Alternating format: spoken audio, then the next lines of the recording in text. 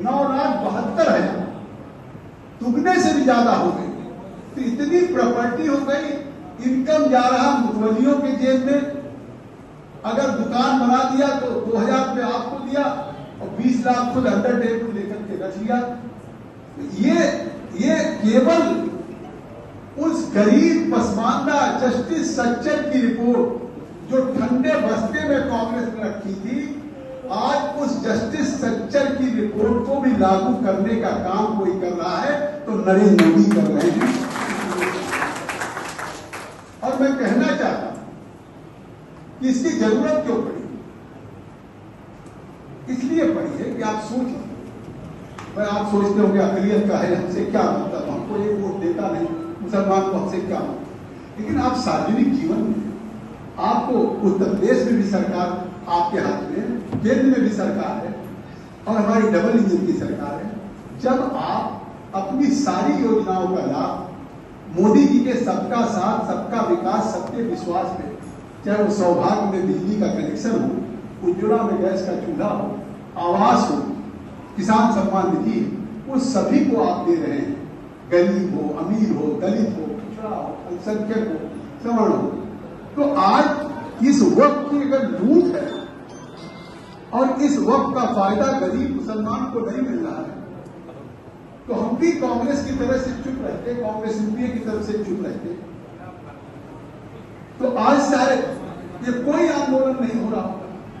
लेकिन आप एक बात तो सोचिए कि अगर ये कानून वक्त में संशोधन करके इस पूरे देश के उस रखरखाव की जिम्मेदारी में वक्त बोर्ड में हम नॉन मुस्लिम भी रहेगा, अभी तक केवल मुस्लिम थे, ये जस्टिस सच्चर ने भी कहा था कि चेक एंड बैलेंस के लिए, और जो इनकम होगी वो सीएजी जो गवर्नमेंट की भी ऑडिट करती, controller auditor of general India, उसके द्वारा नियुक्त ऑडिटर करेंगे।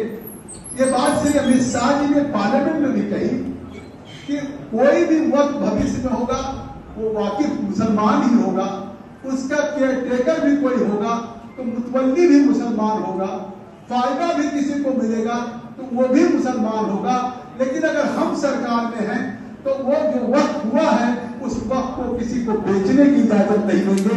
तो आज उस शरिया और इस्लाम के भी की जिम्मेदारी, जिसको कहा जाता है साहब एकदम मुसलमान भी होगी, और आज वो उस वाकिफ के, उस शरिया के हिफाजत करने की बात कर रहे हैं। वो कह रहे हैं अगर उसकी इनकम होगी तो उस इनकम का कोई हिसाब किताब हो। अभी तक कोई हिसाब किताब नहीं हो रहा है। अब हिसाब किताब उस इनकम का, जैसे जो सरकार का हिसाब किताब देखता है controller auditor general of India, जिससे सरकारें बदल जाती है, अगर कोई स्कैम हो गया, कोलगेट जैसा हो गया, गोफर जैसा हो गया, तो उसी के द्वारा ऑडिट यूज किया जाएगा कि जिससे कि वक्त की आमदनी का एक एक पाई गरीबों को जाए, मुसलमान के और पसमानदा को जाए, को जाए। तो इस तरीके से अगर इसके फायदे के लिए किया तो आखिर इतना बड़ा आंदोलन क्यों चलाया? ये आंदोलन इसलिए चलाया जा रहा है कि शायद उनके अंदर बेचैनी हो गई कि आज वक्त की जमीन का अभी तक कब्जा आजम साहब के पास रहा होगा, हैदराबाद में वैसी साहब के पास रहा होगा, कुछ हमारे मौलानाओं के पास है, इमामों के पास है, जो अपने फायदे के लिए अपने गाड़ियों पे चल रहे, दुकानें बना दिया, उसकी आमदनी का कोई हिसाब किताब नहीं, कोई एक पैसा ज़कात नहीं, एक पैसा किसी के फायदे के लिए नहीं। तो ये केवल आंदोलन उनके द्वारा है। इसलिए आपको जवाब देना होगा कि आज अगर नरेंद्र मोदी की सरकार ने इस कानून में संशोधन किया है तो इसलिए किया है संशोधन कि आज ये देश के इस वक्त का फायदा केवल कुछ चंद ठेकेदारों को न मिले या केवल मुतवल्लियों को, वक्फ बोर्ड के हलकारों को न मिले, बल्कि देश के गरीब मुसलमानों को मिले, पसमानदा मुसलमानों को मिले, महिलाओं को। तो इससे साफ है कि भाई 3 तलाक भी हमने क्यों करा? हम अगर ये होता है हिंदू ही पार्टी है, हमको वोट नहीं देते तो ठीक है, कहते था हमारी शरिया में, इस्लाम में है कि साहब हम 3 तलाक कर सकते हैं, कई निकाह कर सकते हैं। लेकिन अगर घर में रोटी जल गई और शौहर को, पति को गुस्सा आ गया, जब भाई बुरा मत मानिएगा, और उसके बाद गुस्से में 3 बार तलाक कह दिया, चाहे 3 बच्चे होने के सड़क मांगे, एक मेरी बहन यहाँ आती है अपने बच्चों को लेके, जब रोती है तो मुझे इतना दर्द होता है कि उसके पिता ने यही के एक लड़के को पढ़ाया और फिर अरब में भेज दिया पढ़ने के लिए। वहां पढ़ने के बाद प्रोफेसर हो, उससे 3 बच्चे हो और वहां जाकर के 3 तलाक कर दिया। अब वहां उसने दूसरी शादी कर दी, वहां प्रोफेसर है इसी की जगह, और उसको पढ़ाया भी उसकी पत्नी के फादर ने, और रोज मिले। हकीकत यह है। तो इस तरह के 3 तलाक को आखिर आज पूरा अगर पहलगाम में, पूरा पहलगाम, यकीन करिए मैं घटना के दिन दूसरे दिन मैं वहीं था। 22 को घटना में, मैं 22 को बॉम्बे था, मैं 23 को खास तौर से गया क्योंकि हमारी पब्लिक अकाउंट्स कमेटी गई थी। मैंने सोचा कि मुझे पार्टी काम से नहीं जाना, लेकिन घटना हो गई।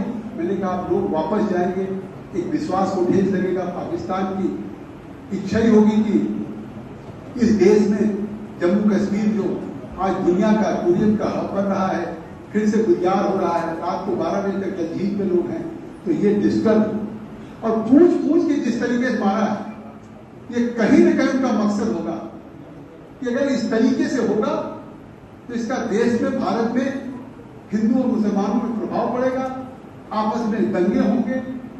इसके पीछे जिस तरीका का उद्देश्य था, उस तरीके की घटनाओं ने आज पूरे देश को नहीं, पूरे विश्व को भारत के साथ खड़ा किया है। मैं मोदी जी की बातों को दोहराना नहीं चाहता हूं, लेकिन मैं एक बात कह दूं, पहली बार लोगों ने श्रीनगर में, जहां श्रीनगर के मुसलमान, ये पहली बार हुआ, नहीं तो लोग आतंकवाद के साथ खड़े दिखते थे। लोग दिखता था कि जनाजों में जो आतंकवादी मारे जाते थे उसमें बड़ा जुलूस निकलता था, लेकिन